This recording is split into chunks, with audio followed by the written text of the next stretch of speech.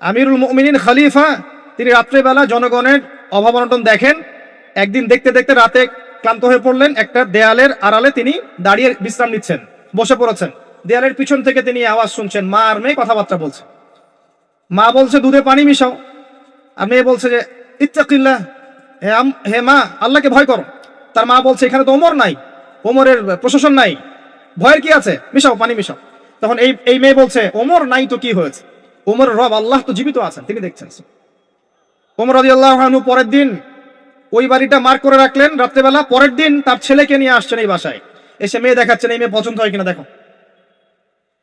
মেয়ে পছন্দ হয়ে গেছে। আমিরুল মুমিনিনের মানে রাষ্ট্রপ্রধানের ছেলের সাথে এই মেয়ের বিয়ে হয়ে গেল। দুধওয়ালি, দুধ ধোয়াচ্ছেন যেই মেয়ে, কি দেখে বিয়ে দিলেন? সৌন্দর্য দেখে? বংশমর্যাদা? শ্বশুরের টাকা? যৌতুক? এই কাজ যদি আমরা করতে না পারি, সংসারে শান্তি আসবে না।